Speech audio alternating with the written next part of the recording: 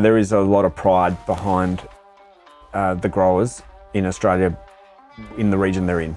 I think, yes, when we go to the world, it's brand Australia and, or, you know, brand South Australia or whatever, you know, state you're in. But at the end of the day, what I think is what gives growers the real kind of, you know, excitement is when they see their region or a brand that is championing their region doing well. Because, you know, I think that really gives them a boost and gives them sort of some, I guess, positive outlook into the future and say, oh, okay, well, you know, there is someone that's championing our region and, you know, that might mean that I might be able to sell grapes to them one day, or I might be already doing that. Today's guest, mainly because we couldn't get anyone else, is Tom Keelan. Tom has vineyard interests in the Adelaide Hills and Langhorne Creek and his own wine label, The Pawn, which has a fantastic story behind it. And just in case you think you found yourself in a whole different kind of podcast, that's Pawn as in P-A-W-N, the chess piece, you dirty-minded people. Links to Tom's wine label can be found on the Wine Grape Council website and socials. We encourage you to check it out and follow along and support. Welcome to Healthy Minds, Healthy Vines, the wellbeing podcast for growers, proudly brought to you by the Wine Grape Council of South Australia, sponsored by PIRSA. Hosted by journalist and award-winning mental health podcaster Callum McPherson and columnist for The Australian and the World of Fine Wine and Australia's leading wine writer when sold by the kilo, Nick Ryan. Let's crush this. So Tom, take us back to 2002 when you and your partner were looking at selling some grapes to a particular wine giant and it fell through. Just tell us a bit about that. Well, Callum, we were growing grapes for some of the big corporate wine companies in Australia, and it was probably at the start of the wine glut back then, and we were on the precipice of a couple of year drought as well. There was some, I guess, I think looking back, some pretty poor decisions made by the bigger companies in terms of relationships. We were left in the lurch with, well, back then, several hundred tons of grapes that we couldn't find a home for. So we decided to create a brand around, I guess, the story of the smallest player in the game of chess being the pawn. And when the pawns are played in a game of chess by the king and queen, they're kind of sacrificed and thrown to the wolves, so to speak.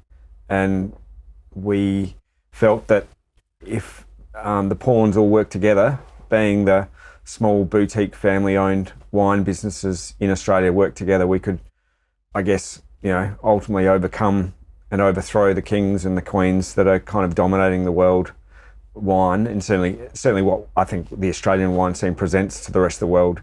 A lot of the time it's the big corporate guys there with, you know, they've got the funds, the money to go and splash, you know, sponsor Wimbledon, do all that sort of shit. But at the end of the day, it's the small family-owned wineries that are the, you know, the soul and the heart of the Australian wine industry. So the pawn really kind of just represents all of them. You know, since then, I guess that story's morphed into more of the focus on alternative styles and varieties, which, you know, as a grower and a winemaker, you kind of look back and you go, you know, hindsight's a great thing, but, you know, I'd love to have our time again in this industry, rewind 30 years and plant a lot more of the varieties that we're doing now, like, you know, Fiano and Sangiovese and all these varieties that I think are more, I guess, fit for purpose for what we do in Australia, you know, and also climatically they're more suited to it. So yeah, I guess that's the underlying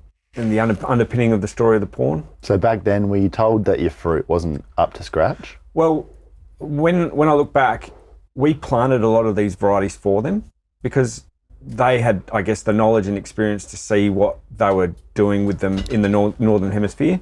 So we planted Sangiovese and Tempranillo, not expecting to be making wine out of it ourselves, but that the corporates would take these varieties and put, you know, certainly we were more looking at a regional focus, putting our region on the brand.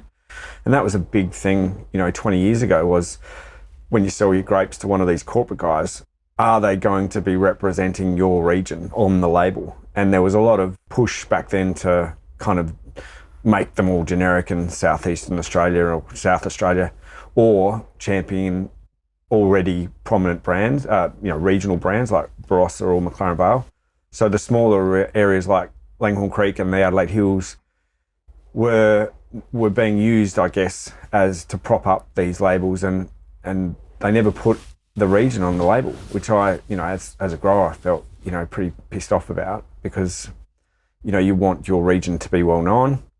I guess at the end of the day, if your region is well known and it becomes of demand, your price of grapes will go up. Yeah. Fundamentally, it's an economic thing as well as a marketing thing. So, so when they kind of had said to us, plant these varieties, but those are the varieties that they cut off first when the wine oversupply was starting. They really did shift back to retreat back to their Chardonnay, Shiraz, Cabernet kind of focus. Yeah, so then you're like, well, what are we doing this for? Exactly right. And we'd invested, several years planting and nurturing and growing and establishing these blocks. And you look back then and, these varieties back then, no one knew. I mean, Pinot Gris was an alternative variety. Dear old Pinot Gris. But do you reckon there's enough understanding in marketing departments of some of these wine companies of grower realities? It's easy to sit in an office somewhere and go, oh, well, this variety is the next hot thing, and I've just been looking at someone's Instagram feed and saw some influencer drinking this, but that rolls back into a fairly long planned out lead time. So, if someone just comes in one day and goes, this is the new hot thing, let's get everyone planting that. Do you think they have enough understanding of the realities out there? I think they do. I've always, they're 100 monkeys, 100 typewriter kind of thing.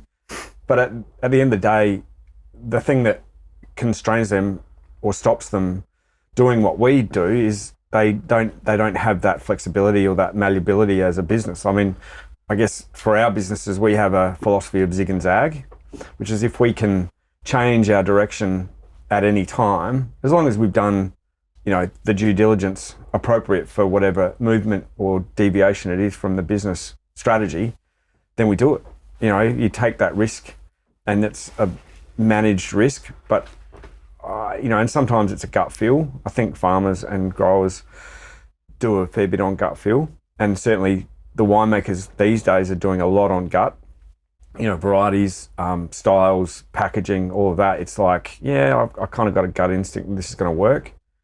But I think the big guys, yes, they probably foresee all this a lot earlier than we do, but to put it into practice, I don't know, they've got boards and, shareholders and all these other things they've got to worry about. And I think they get a bit hamstrung. Mm. What gave you guys the courage to start your own thing? Well, we didn't have any other options. This is it. It was out of necessity, really. Yeah. Was that straight away that you're like, oh, well, we'll do it ourselves? Look, we started off small, though. Don't get me wrong. I mean, fairly risk adverse. It certainly was back then. It's a big shift from being a grape grower into being a wine producer, and creating a brand and then going out and selling it. Yeah.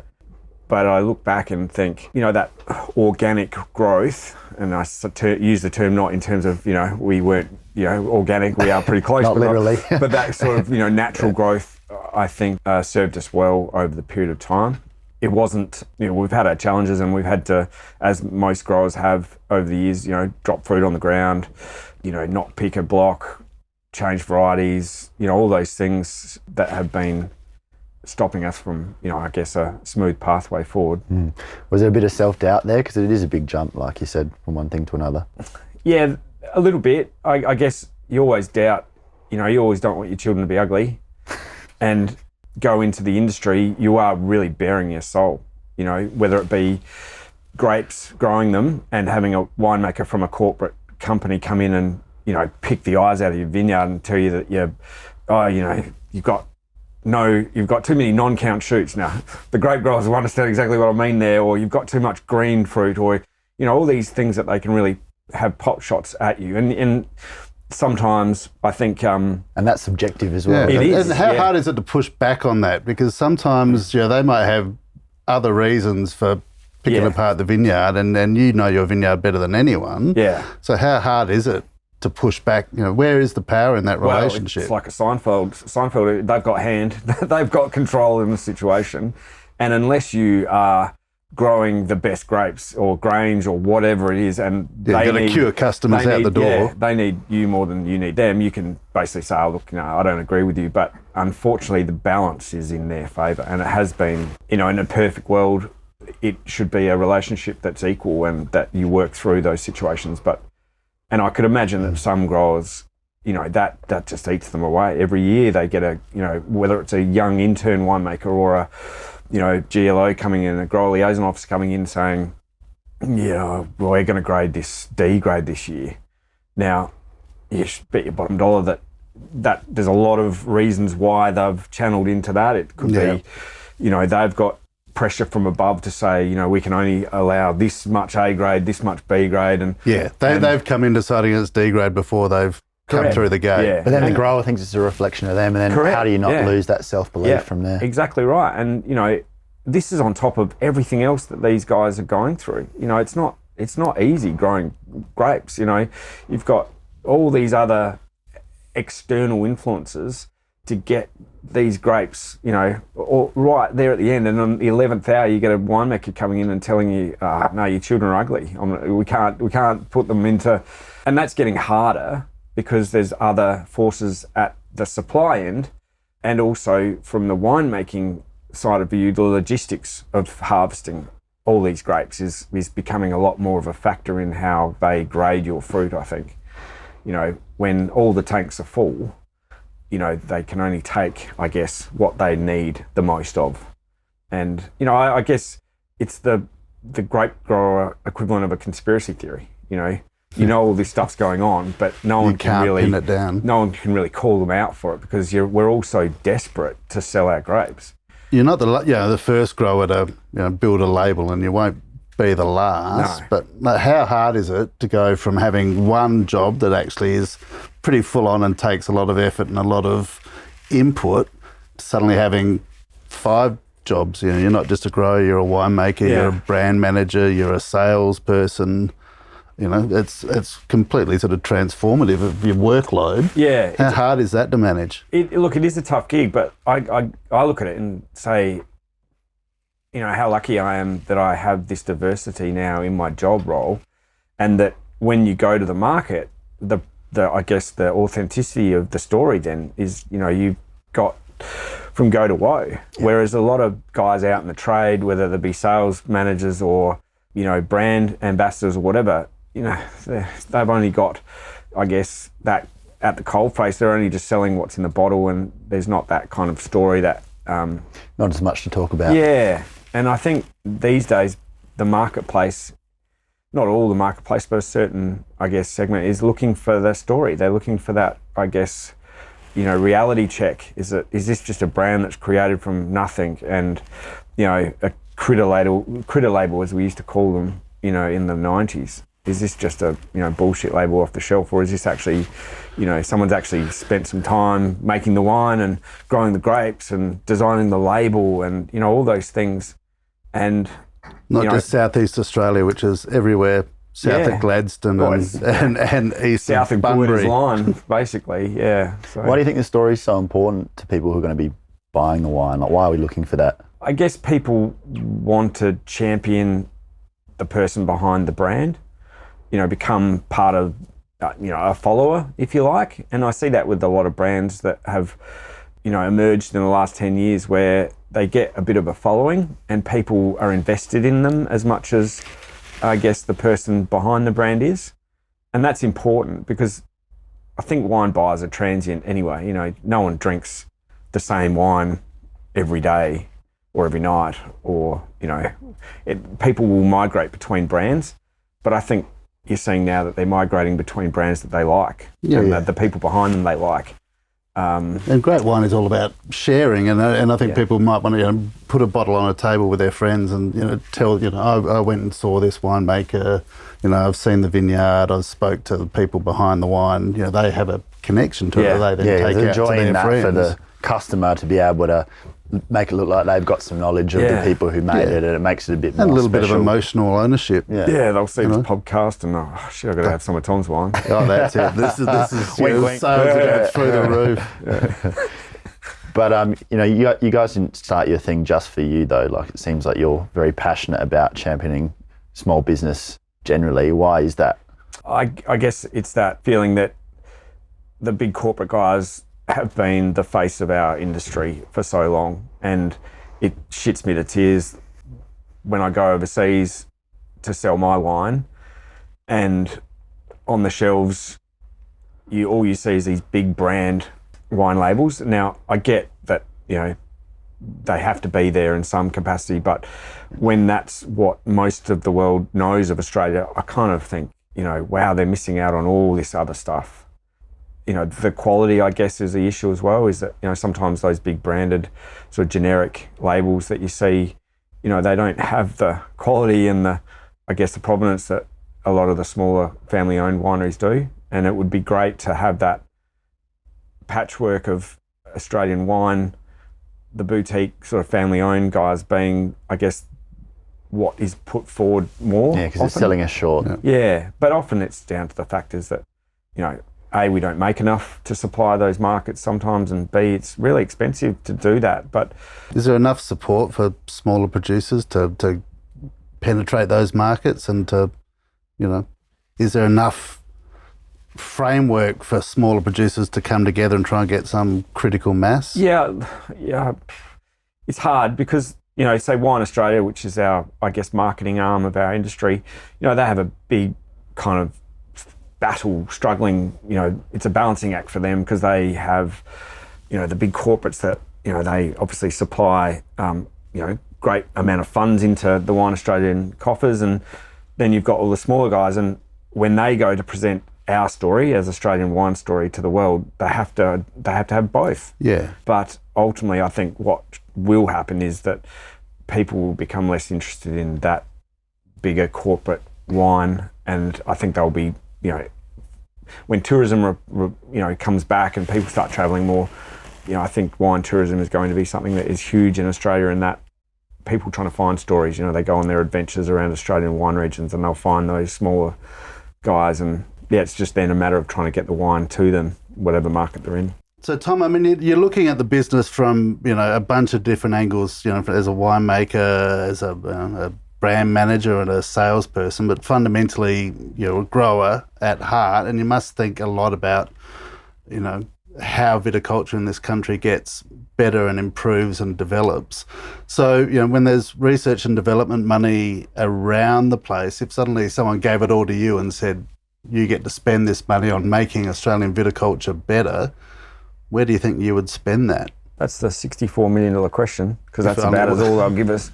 Look, fundamentally, I think that we're underfunded across all levels of our industry, whether it be marketing or research. I was in the UK a couple of weeks ago, and the money that some of the other regions around the world have as a marketing spend, it just blows us out of the water. Not that we need, flashy stands, or because at the end of the day, it's the people behind the stand that make, the difference, and the booze in the bottle. But, it's in your face when you know how much some of these other countries are pumping into their industry, propping them up, I suppose you could say. In terms of viticulture and that spend, personally, I think we've always had a top-down approach. So it's always been, this is what's happening, and now you have to go out and tell the growers that this is what's happening. Yep. So, when we started the Australian sustainability program a few years ago, it was basically the corporates saying to the growers, you need to be accredited under this system, and if you're not, we're not going to buy your grapes. Yep. Because some boffin in, Denmark or the UK said that you need to have this accreditation for us to have your wine in this country. And which is easy for them to say, but the small grower who's then got to devote the time to the paperwork behind all of that, and find the money for the costs involved. Yeah. It's not that easy. No, and look, fundamentally, we need some form of sustainability system that is accredited, I suppose, or recognised worldwide, like New Zealand, that pure kind of feel about it. And I get that. But anything like that needs to be driven from the grower end, not the top down. You can't put a gun to someone's head and say, you need to do this or this. Yeah. Because all the growers want fundamentally, all the growers want to do the best they can because they want to hand on the property or the vineyard or the whatever it is to their kids. No one wants to churn and burn it. Exactly right. And so I guess, I felt that that time that the guys that were leading the charge were taking the piss of, really kind of not giving the destiny of the growers into their own hands. They were just like, you need to do this. So fundamentally, I think whatever sustainability model that we do as a country needs to be, endorsed and driven and backed by the growers. It has to be made for them. It has to work for them. Correct. And I think that's starting to happen now through the new SWA sustainability model that is a kind of a blend. I won't go into the politics of that. But I've always felt like at a regional level, all growers want is something that's practical that they can put into play right now. Whether it be, the greatest thing ever created, I reckon, was that ute guide. It was like, oh shit, what's that weed? And you open up the ute, the glove box of your ute, and you pulled out the weed guide, and you could see what it was. Then they bought a spray ute guide, and that kind of tangible thing that a grower can feel and look at is what they need. And when we start talking about the aromatic compounds of Sauvignon Blanc or Grape, but how does that help Joe Blow in Clare Valley grow or help his Utah issue that he's got with his dead arm in his vineyard? It doesn't really. So I think at the end of the day, as a research arm of our industry, we kind of have to get back to the basics of what is it that is going to help our growers get through whatever situation they're in. And I think innovation is a great way. I mean, I said New Zealand before, and agriculture over in New Zealand and certainly viticulture is more advanced than what we've got here in terms of agricultural machinery. And you can argue why. I mean, they only grow one variety over there, and they only have, they don't have state government, and there's a lot of ease of movement of things over there. But they are, in a nutshell, a very innovative kind of bunch over the ditch, and it would be great to have a bit more of that in our industry. But it's expensive. You can go and buy the Flash's latest Undervine weeder to try and minimise your herbicide use, but at the end of the day, it's expensive, and you've got to change your how your vineyard's set up and all those things. But I think we need to start moving towards that more. But as a nutshell, in a nutshell, it basically the funding has to be creating things that are much more tangible for the growers at the coalface, and maybe talking to them a lot more about what they need. How do you reckon building that sense of community between the smaller winemakers helps everyone? I think it's important at a regional level because there is a lot of pride behind the growers in Australia in the region they're in. I think, yes, when we go to the world, it's brand Australia or brand South Australia or whatever state you're in. But at the end of the day, what I think is what gives growers the real kind of excitement is when they see their region or a brand that is championing their region doing well, because I think that really gives them a boost and gives them sort of some, I guess, positive outlook into the future and say, oh, okay, well, there is someone that's championing our region, and that might mean that I might be able to sell grapes to them one day, or I might be already doing that. So that's great to see, I guess, where your grapes are ending up, because often you'll sell grapes to your big corporate grower, big corporate winemaking company, and you'll never know where it ends up. It'll just disappear into a big bulk blend somewhere. Whereas if you're selling grapes to a smaller family-owned winery within your region, often exactly what product it's in. And so there's that sense of ownership and something to be proud of, rather than it sort of just disappears into this nameless void. Yeah. And that's the great thing about the smaller regions, I think, like Langhorne Creek, for instance, and the Adelaide Hills, a lot of the growers know exactly where their fruit is going to and what's the label it's in. And often the winemaker will champion the viticulturist or the vineyard on the label. And they'll either call it after the vineyard or the grower, or they'll mention them on the back label. Now that relationship is paramount to building confidence within a community that, okay, well, we're onto something here, we can do this. Can we still do more with that? I mean, there was the old joke that, what's the difference between God and a winemaker? And it was that, God doesn't tell you straight away that he's a winemaker. And we have always, celebrated sort of winemaking talent, but we don't probably throw enough light onto great viticulture. Yeah. And, how can you think of some ways that we could do more to celebrate that?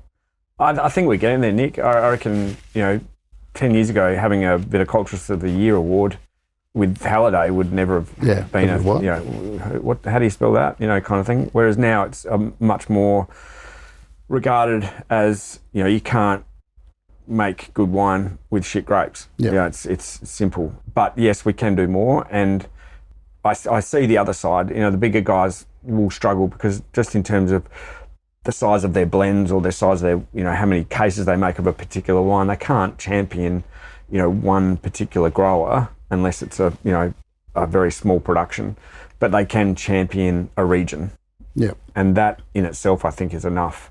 And when you're in a region that is not being put at the forefront of a branding sort of promotional thing on a wine label, then it's tough. Yeah. If you're just sort of in the ether of southeastern Australia, it's tough. So what are your relationships like with other growers and winemakers in your region? It's great. I mean, I guess being on both sides of the fence, you can see it from both ends. I get frustrated with my growers sometimes and go, oh my God, but then I got to always sort of walk a mile in their shoes and go, okay, well, why are they doing that? And it's a balancing act. It always is. They're like cats and dogs. They're never going to really agree on everything, but it's that understanding between them that they're, at the end of the day, what they're trying to do is, make the best bottle of wine. And if you all have that kind of, I guess, common goal, then you'll get there. But it's always hard. Yeah. Do you think the sort of grower community, in either of the regions that you're sort of involved in, do you think they get together enough? I mean, is there enough communication, at a grower level? It depends on the region, I think, Nick. Where Langhorne Creek, for instance, is a very diverse region, but is predominantly growing grapes for the bigger corporate guys. Mm-hmm. So that communication is on a level that you start seeing a winemaker or a grower liaison officer, probably after Christmas, getting close to the harvest. And then you'll see them, after harvest when they do their classifications, and then that's pretty much That's it. But in the smaller region, so the regions that are more diverse in their, I guess, wine brands, McLaren Vale, perfect example, is that there's not a lot of corporate growers down there. A lot of them grow for specific brands that are family owned, small to medium sized wineries. So I think that communication runs all year, and often, great friendships are formed from that relationship. And I think that, it gets back to my point about when a grower sees their fruit in an end product and they know that wine, that's from my vineyard, that's pretty special.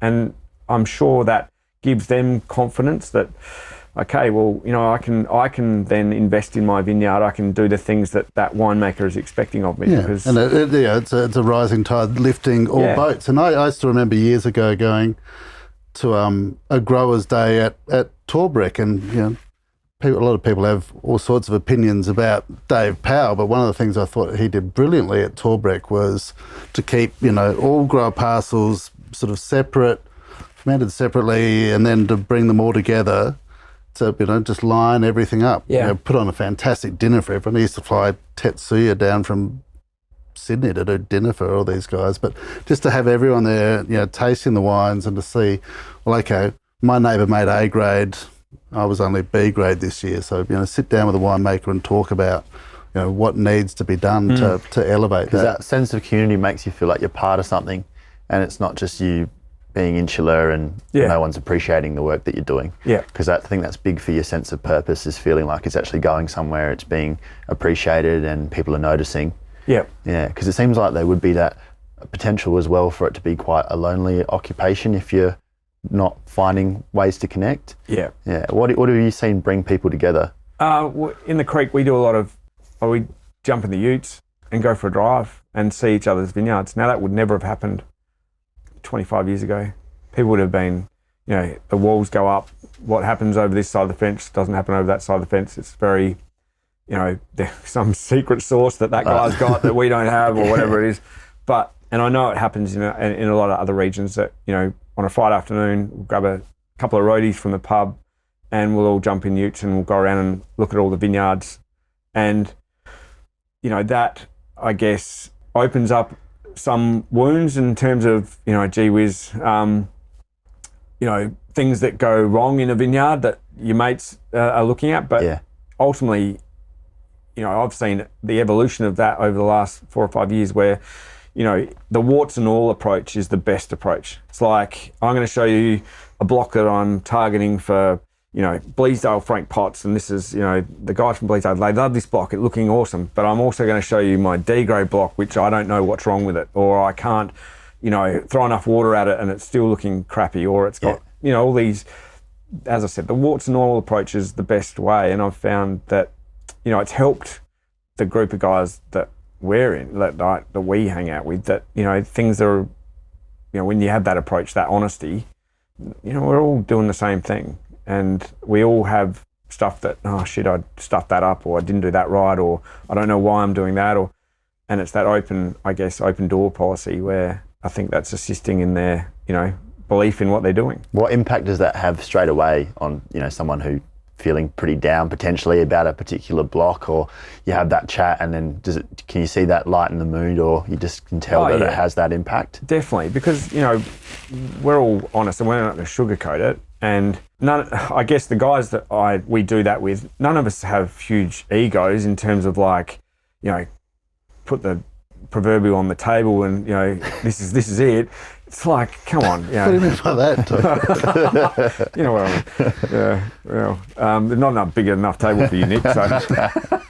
But I think, the guys that we do it with, they've had their challenges over the years and they have their challenges now. And I think there was always that apprehension of, you could see that, I don't really want to show them this. I might be embarrassed, you know. But at the end of the day, everyone's got the same problems. So, and that openness has helped no end, I think. Are there solutions that come for that, or is it, sorry, mate, that looks pretty ordinary? Does someone say, maybe have you tried this? Exactly. I mean, the great thing is the diversity of the guys that do it. Obviously grape growers, but there's viticulturists there's agronomists, and that diversity. And also, they're all not doing the same thing. We're not all growing grapes for the same companies, and so when you look across that, I guess, broad range of knowledges and situations, there's always going to be something that we're going to glean off each other and go, okay, well, next year, if I get the opportunity, I'm going to do that.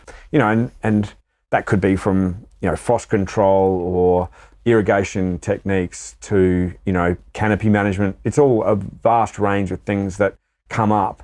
And, we've got guys that all they do is grow grapes for, that kind of C grade.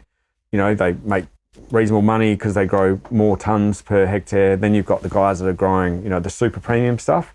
So to see that broad spectrum is also really important as well. Yeah, but I suppose you're always learning that way. And then you also get the sense that no one's perfect. Yeah, it's agriculture. It's, it's a shit of a game. And when you get it right, you can never get it right across your whole vineyard. You're always going to go, okay, well, far out, I'll do that next year on that one. Or maybe you've just got a block that's a dog and it's always going to do the same thing. So very humbling occupation. But I suppose that's also part of what makes it great, because you can always improve and you're always developing. Yeah, I find that grape growing is the most challenging of the industries because, as we said, it's all down to, it can all come down to that one moment in time where you've got one winemaker coming through your vineyard and grading your grapes.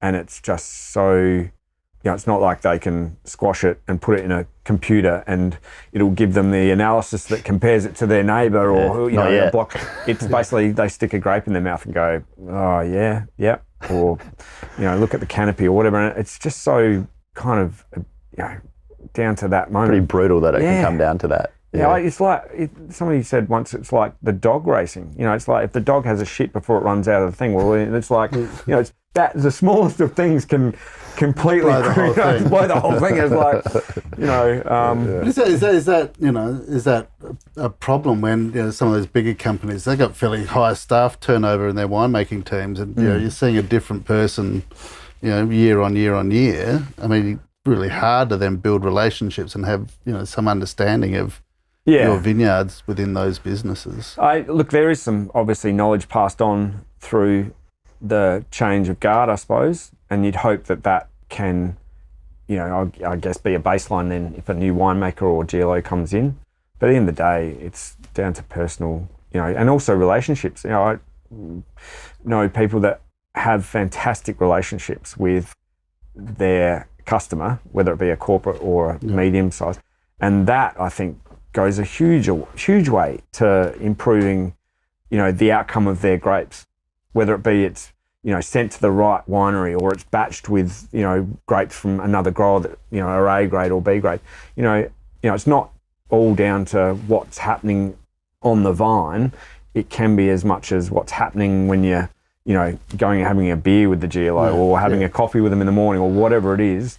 I think that's as important as what's happening in the vineyard. Yeah. And you get into your poker nights as well, and a bit of sausage making, I hear. Yeah. So I guess that's. Tell us about your sausages. You got it on the brain today, Nick. It's Monday morning. I guess for me, it's important that the guys that we jump in the ute with and go around and check vineyards and do whatever. We also have extracurricular activities outside of growing grapes, because it can be a pretty hard slog sometimes.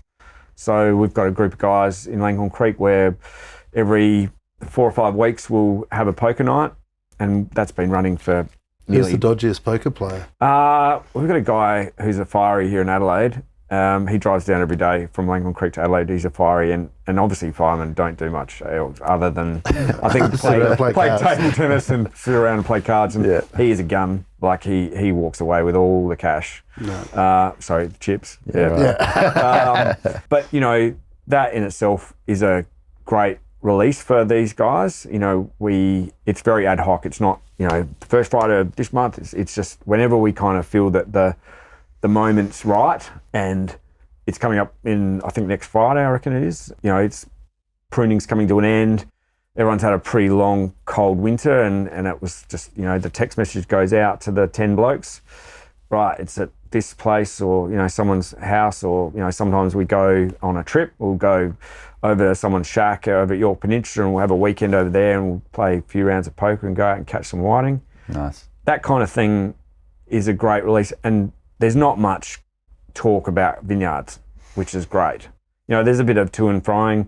There's some deals that are done. There's grapes that are traded or wine. That sort of stuff happens on the side, but it's not there to be another forum for, what grapevine nutrition problems have I got. Everyone's taken their mind off it. Exactly. And, we sit there, we all bring a couple of nice bottles of red, and often the sun comes up and we're still, kicking around. So it's, but our wives appreciate that as well, because they see it as, for what it is. It's just a bunch of guys letting off steam. And we're not doing anything, we're not doing anything untoward other than letting off steam, which is great. And then that kind of evolved into doing other things, where everyone's a bit of a green thumb, and we'll grow tomatoes and jalapenos and chilies and gherkins and all these sort of things. So we're into all that stuff.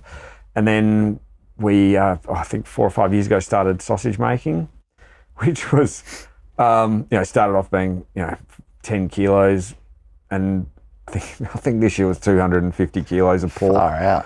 So we did fresh sausages and salumi. And that's a full weekend. And they're all stored in my cellar at the moment. So we've got, I think, about 100 kilos of salumi hanging in the cellar. Looks like something out of a horror movie. And it's underneath my eldest daughter's bedroom. So she's pretty happy that the house is smelling like meat. But those things, I think, they're just the things that bind us together. because we're all very different and we all don't hang out all the time. We're all, the 10 blokes don't go to the pub every Friday and just, have beers. We're not that kind of group of guys. We kind of break away, and then we have smaller groups that, see more regularly, and then we come back for, like poker.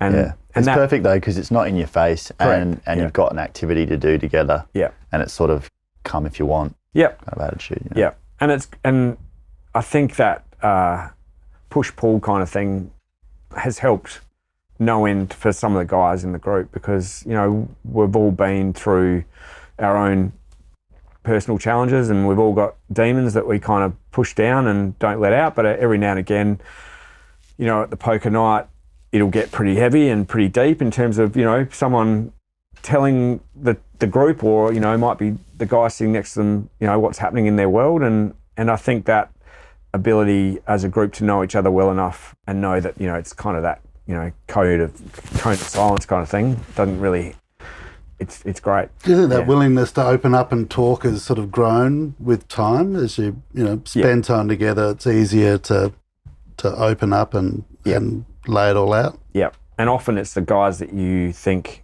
are the hardest or the strongest are the ones that need or will just, ask a question or make a statement, and it kind of, if you're on the receiving end of that, you go, wow, we've kind of, crossed another, or gone to the next level kind of thing. And it's great because, we're all going to need that friendship group or that support at some point. And it's certainly not dressed up like that though. It's not like, this is a men's health group kind of thing. I don't think that sort of artificial structure doesn't really work. No, and it's not like we're going to get a clubhouse or anything like that, and and have Friday night kind of sessions where we all steam up the room and whack each other on the bum, kind of like a Simpsons episode. But it's the fact that the 10 of us still, after 10 years or whatever, drinking and having poker together, are still mates. And like for instance, Friday morning, we got a text from one of the guys, and he's going through some stuff at the moment with his property, and he just sent a text saying, anyone keen for a beer this afternoon? And no one had been sort of seeing each other because pruning is a cold, isolating kind of moment in time. So we all just rocked up at the pub at 5 o'clock, had a few beers, and everyone had stuff to do. So we were all out of there by sort of 6:30.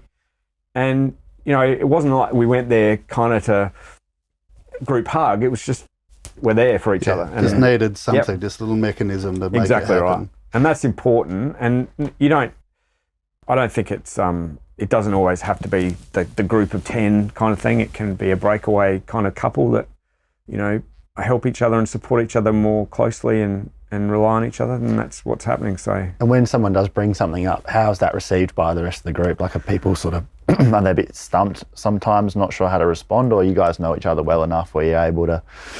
There's not a lot of psychology degrees, amongst the group. So how do you, I look, personally, I think most of us have been through, whatever is going to be brought up at the table, whether it be, relationships at home, kids, or if it's a business, question, a problem with, what's happening in the vineyard or contracts or whatever else. A lot of the time, the issue's not really brought to the table with all 10, because there's that kind of, I guess, reluctance to sort of air your dirty laundry too much. So often it'll be just a, phone call on a Monday morning. What do you got? What are you doing today? Do you want to come around for a coffee? And, you go around there and kind of listen. That's, I guess, the key.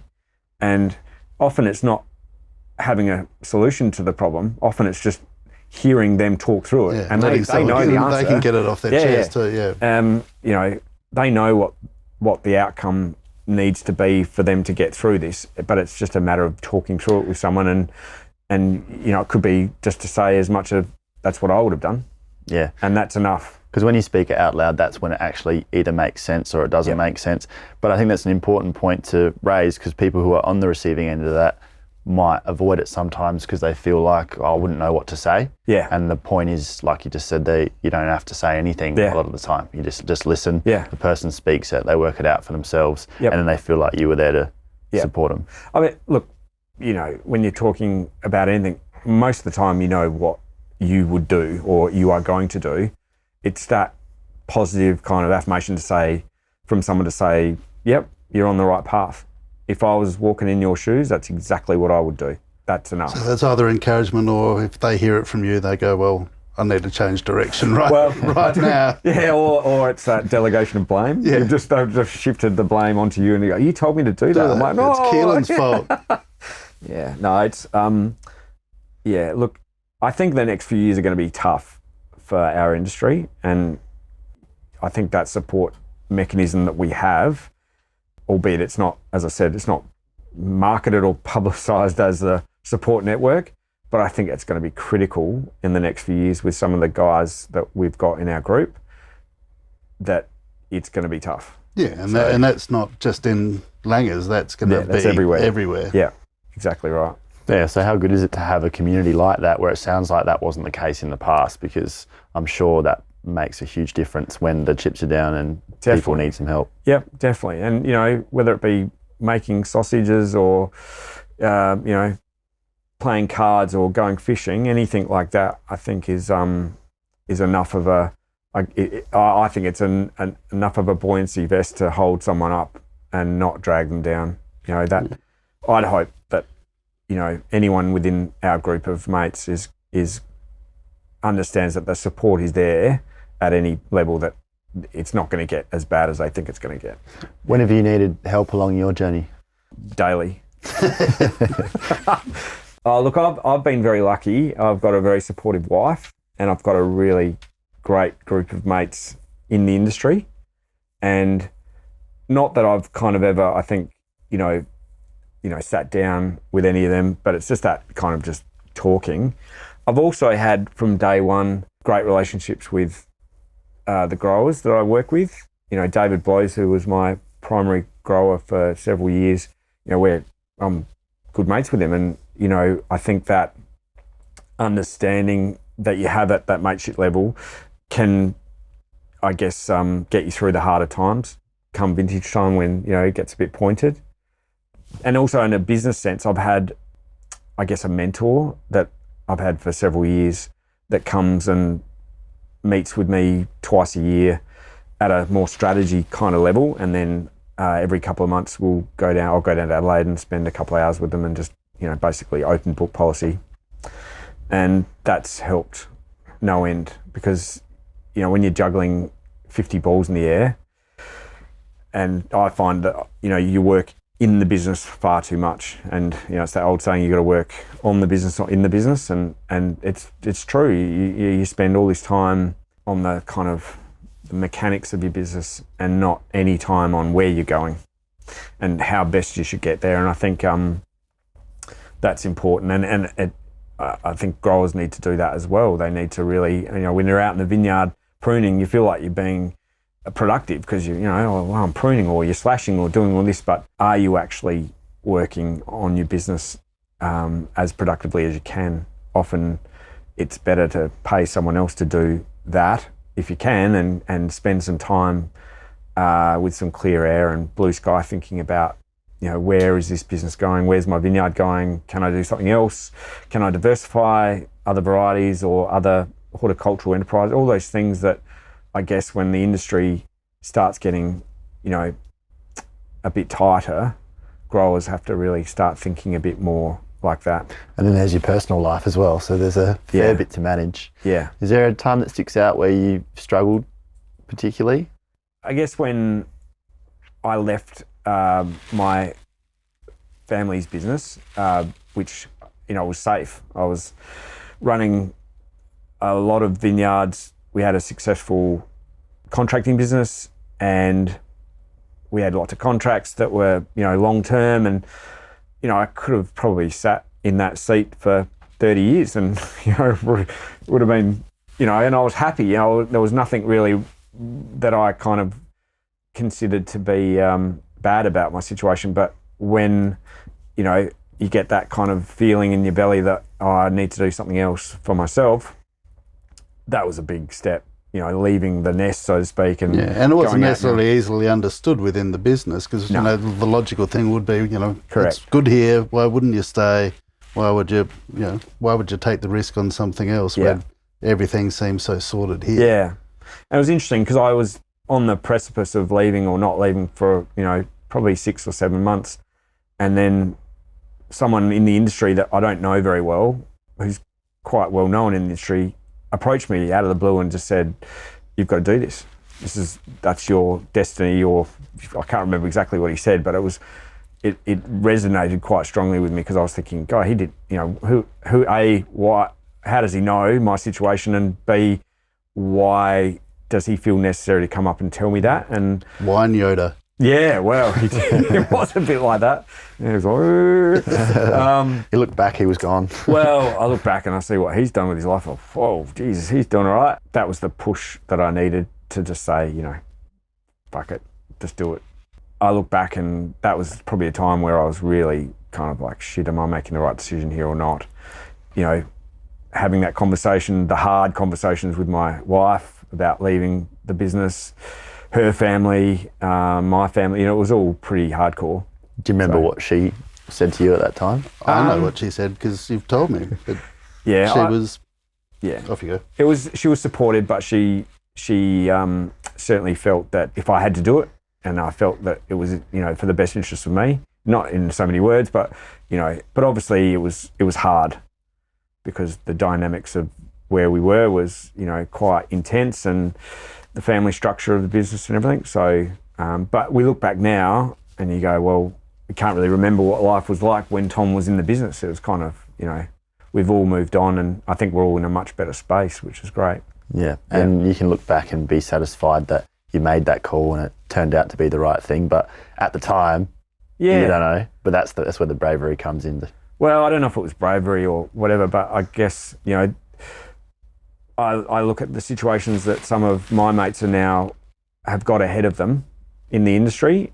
They're going to have to make decisions like that in some respect, and I hope that I can probably at some point pass on some of my, not knowledge, but my, what's happened to me, my experience, and say, what, sometimes that leap of faith, if you can call it that, is what is needed to get out of the comfort zone and say, okay, well, to break out of this, how we're going to do it, you're going to do it. Around the same time all this is happening, your plates like that, and you go, oh, I'm going to heap a bit more stuff on it, and you go and take over, the running of the Adelaide Hills wine region, the presidency of that. Now, can you sometimes take on too much? Yeah, that was a big call. I felt at that time the Adelaide Hills wine region was on the precipice of kind of hitting the big time, and we had some amazing brands that were being recognised worldwide, like a Coat of Barrels, and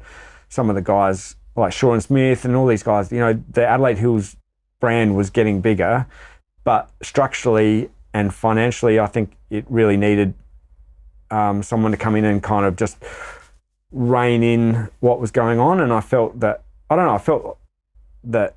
that was my job to do for 2 years, and I loved doing it. And also having an Adelaide Hills brand, it was important for me to understand, I guess, where the brand Adelaide Hills was heading. And I look back and, although it was only 2 years that I was the president of the Adelaide Hills, I felt that I left it in a much better state than I got it. Not saying that, I'm some freaking oracle or anything that came in and had the Midas touch, because there was stuff already happening in the hills. It was exciting and positive. But for me, just to give some structure around the board and the working groups and things like that, and financially to get some checks and balances in place, I look back and go, that it's a really great time in my life where we had an awesome executive team, an awesome EO, and it was just a great period of time. And having that experience prior, when I was in Langhorne Creek, I kind of felt that I had the tools necessarily to do what needed to be done. And but you're right, Nicky. Fucking hell, how did I do all that? It wasn't wise, but but it felt like it had to happen. Do you think more growers should be involved in regional associations and in the the politics and the the administration around wine regions? I think all all our industry boards need more of that grassroots kind of, thinking and that the pub test kind of, there's a lot of stuff that goes on, and I go, hang on.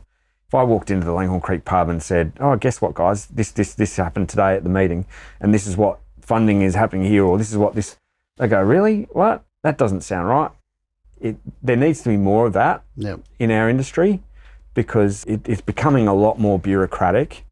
And I feel that the great thing about our industry, which I think we should never lose, is that kind of, heart and soul, that, dirt under the fingernails kind of feeling. Growing stuff, making stuff. Correct. Rather than always just talking about stuff. Yeah.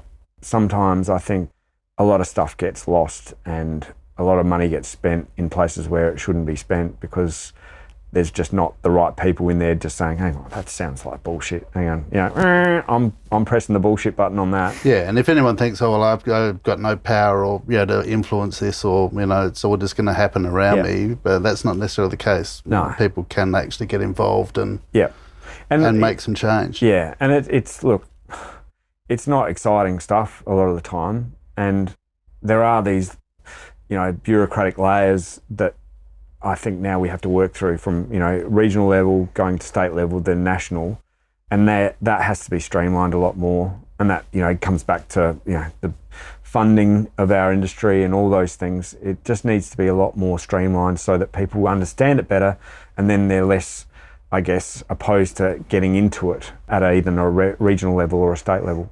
Because it can be kind of daunting. You look at it and go, I don't understand any of this. I don't understand what that board does, or what that group does, or where my levy goes and who has it and all that sort of shit. And growers go, it's all too hard. But at the end of the day, you've got people then that are determining their destiny, that, they don't have skin in the game. And you need that skin in the game. So, yeah. Your girls have grown up in, vineyards and in wineries. What, if they were to come to you one day and say, Dad, we think, this is where we're headed, what's the advice you... Where's that bullshit button again? Yeah, well, that's it. I think your girls both have pretty good bullshit buttons, having to listen to you most of the time. Look, we have my eldest, Izzy, she's working in the cellar door at the moment down Langhorne Creek, and when she comes home from school, and that's great. It's giving her, I think, much more on that sort of interaction, personal level. It's great to understand that, but I'm kind of opposed. Not that I'd ever try and stop them from doing what they loved, but I kind of feel that there's other industries that I'd love my children to be involved in and not in ours. Not that I don't love our industry. I do worry for our industry and where it's headed, long term. I think there's a lot of challenges ahead of us, and structurally we need to change. And I don't know if I want my kids in there. Yeah, it's tough. I'd love to, in the perfect world, that kind of handing over of the vineyard and the property and the brand and all that, but then you look through what we've done to get to where it's only going to get probably harder for them in the future. So, but look, if one day they came home and go, I want to go to Wait and I want to do an oenology course or viticulture course, great, let's do it. So Tom, you got the business, you got family, and then you're thinking about the broader region a lot as well. So there's a lot on your mind, a lot on your plate. What do you need to stay on top of to make sure you're looking after yourself?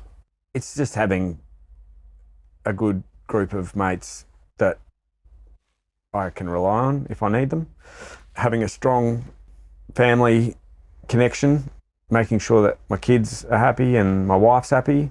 And I think the other thing is relationships with those around me on a business level, making sure that I say to my distributors, I just don't want to be on your shit list. Because, when everything gets really hard, I think everyone has a shit list. And if you're on someone's shit list, you sort of, get pushed aside. And I think it's that understanding of not only what you're doing, but also how you're perceived in the industry, or, if you're selling your wine or selling your grapes or anything like that. I think there's a little bit of that, just stepping away from yourself and looking at your interaction with someone or something and making sure that you're, doing that in the right way.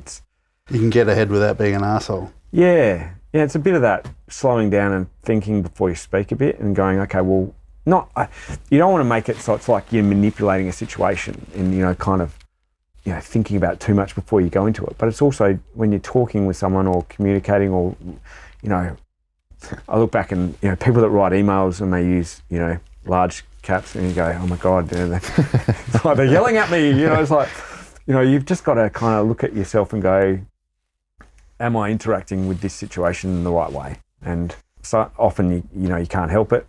But often I find sometimes it's really good to step away. Like I'll look back at this video and go, oh my God, what a dick, but, but you got to be in that situation, I think. Bit of a balancing act though. Where does it all go from here? Oh, look, Callum, I don't think too far ahead when I'm sort of in the moment. I do, when I have these, strategy meetings with my mentor dude that, I really do kind of put that hat on and start thinking longer term. Building a porn empire. Yep. Oh, look, sometimes I only think about what I'm going to put on the charcoal tonight. That's about as far as my mind goes. But then other things I think, okay, well, business-wise, what varieties am I going to be looking at next year or the year after? Yeah. So you're still always thinking and always evolving. It's not like this is what I'm doing, I'm set. It's always rethought. Exactly right. And, because I've got so many different, I guess, job roles within my business, every day there's something, I look at a label that I've got and I go, okay, I probably need to tweak that a bit or change it, or wine styles, is that wine style working in the marketplace? Okay, I've got this grower and, they've got, some vacant land and they want to plant something. Okay, well, what am I going to, get them to plant if I need something? All these things are kind of bubbling around. Yeah, it's great though to have that diversity, as I said before, but sometimes you kind of need to just stop and focus on and knocking that off your to-do list. I find that every morning I kind of look on my jobs list and go, I really love, I get so excited when I have to put a line through something. It's like, oh my God, that's done, and that's kind of really important for me. Just the little things. So yeah. All right, so we've got 3 questions that we ask each guest at the end of every episode. Be afraid, mate. Be afraid. Okay. Who makes your favourite wine in SA other than you? Oh, that's just too much of a free kick, because if he doesn't say what I think he should say, he's in the shit. Well, my wife does make a damn good Cabernet. Answer. Good answer. Yeah. But I must admit, although I don't know, you probably know that there's a wine that I just, every time I see it, I go, I love that wine, is the Chaffee Brothers, the Daft Punk. Yep. The mix of the 3 whites.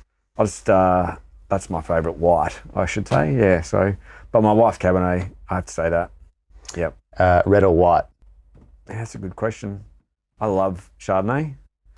I don't like Riesling. Sorry, John. Yeah.